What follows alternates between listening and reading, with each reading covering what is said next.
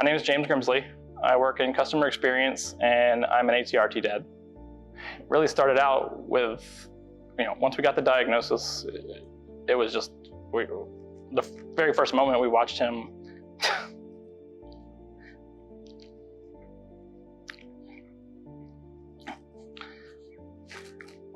get taken away.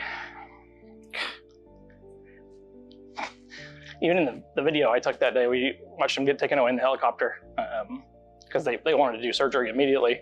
It was helpless. Like I couldn't even ride along. Like they said, they needed every single person in the helicopter that just in case he had a seizure or whatever they needed.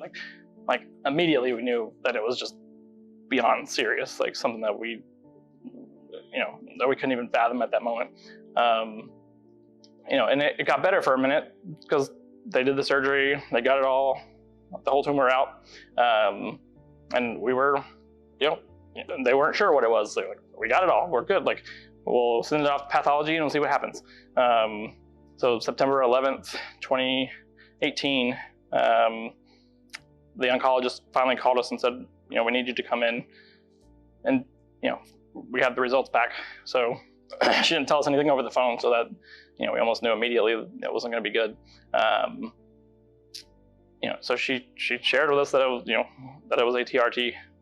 Tried to explain what that was. I don't know that we heard much of anything after that, other than wanting to ask the question, what is his chance of survival? And her answer was 10 to 30%. And she had only seen 2 other patients out of the 12 that she's ever seen survive. And it was devastating. So we weren't even sure how to tell our family. What do we do? What do we say? And so the way I reacted, compared to the way Caleb's mom reacted, I'm Mr. Fix-It usually, so I want to fix everything. I want to just there's got to be a solution. There's got to be it can't be 10%. You took all the tumor out. Why is it 10%? Brought all of our family together. We told them all together. We couldn't say it more than one time. We're just all come over right now. We're just going to tell you. That was probably the roughest moment of our lives, I think. From there, it was like the oncologist told us, do not Google this. You won't find anything good. And for the most part, I listened for the first 3 or 4 months. We wouldn't do it. We wouldn't Google it. But our friends and family started mentioning other places, and we needed to get a second opinion. So I'm not gonna I'm Mr. Fix-It. I'm not gonna just take the first opinion. So started calling around and finally found a better option for him, which happened to be St. Jude in this case. And the doctor there told us we're seeing upwards of 70 to 80%, but everybody's percent is their percent. It is it doesn't matter. So we packed ourselves. We're gonna go. It didn't matter. We were building a house. We had all this stuff going on. It didn't matter. We just dropped everything and went. So it was just, I don't know. It's kind of a blur for the most part.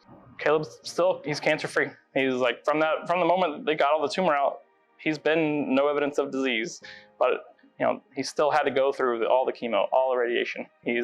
But he's doing absolutely amazing now. He's a first grader. He's caught up to all his peers. Other than the massive scar on his head and the lack of hearing, some the chemos took his hearing, and a little bit of his eyesight. You barely know he's sick. He's got his hair back, and he just runs around like a normal first grader, and drives us crazy. And the toughest thing for me, I guess, has been, beyond beyond just figuring out what to do in the whole entire time of treatment, is just the reactions and trying to help others understand that aren't going through this. I don't know, it's been nearly impossible, I think. We don't know what we need. We don't know what we're doing. We don't know anything about this. We didn't ask for this. As a parent with a child with any cancer, really, but especially with a brain tumor that is, probably one of the rarest, one of the most, devastating brain tumors there can be. It was I just, we don't know what to do. We don't know what we need. Like just helping anybody, being there, like, and being understanding. Like this is like, I can't, like, in a whim, we had to take him to the hospital. If he had a fever of 96 or 98 point whatever, like we had to go. Like, no, I can't go out for beers, or no, I can't like get out. Like it's not easy. Like he is top priority, and like that only priority, and it's been devastating for friends. Like, they start off understanding, trying to understand.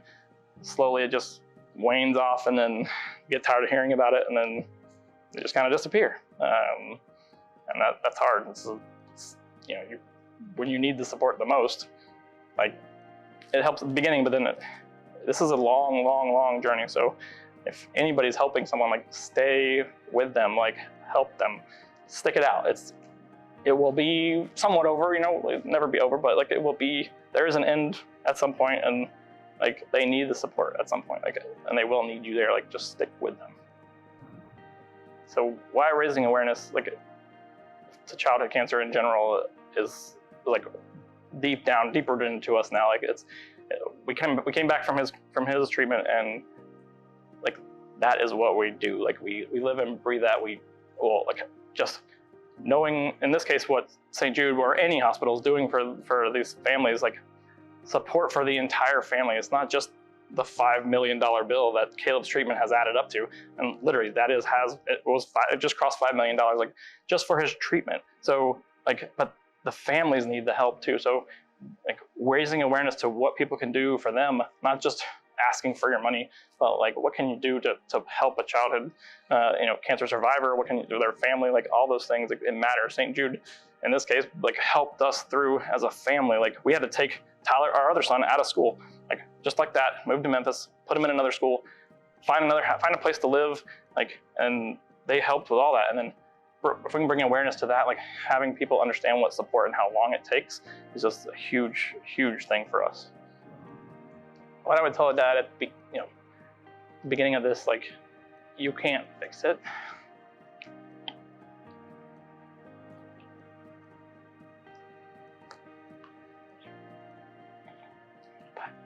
But you have to be there.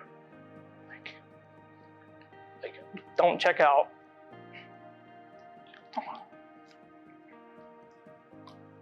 There are so many stories of like the dad is just leaving or giving up. Like it's hard, but like the mom is most likely going to be the rock. Like in this case, Christina was the rock the whole entire time. But like we had to do this together. Like do it together. Like you will not make it. And like reach out for support. Like it took probably 6 months before I knew like I would even Google it or look it up. But once I did, I found Facebook groups and like online forums, and like there's so much help out there. Like just ask, like find out, like it's there. Like don't be afraid to figure it out, because there are people that are going through the same thing, no matter what kind of cancer it is. In this case, with ATRT, there's groups out there. They're not big groups, but they're there, and they probably helped us survive a lot of the last few months when they're the toughest months. Like knowing what other people have gone through and what they've been able to get through, and then you being able to be there at the end for the new people coming in, like is just huge. Like then don't give up on those groups and those people. Like stay there, help them, because there is not a lot of stuff out there. We couldn't find anything. We documented every single day of his treatment because we just wanted other people to understand what it takes to go through this. And it's every day, all day. Like, and if you have other children or anything else, like they're there too. Like don't forget them, and like spoil the heck out of them. It doesn't like. At first we were trying to like keep everything whatever, like normal. It's not normal. Like we just live every day, because like we woke up one day and he had a seizure that morning. Like, and the last thing I did before he had a seizure is I yelled at him for getting ready too slow. Like, it didn't matter. But like, that could have been the last thing I said to him. So like, just be there. Our goal Our hope for ATRT is that families that are facing this diagnosis will know that they are not alone. Our kids are worth the fight.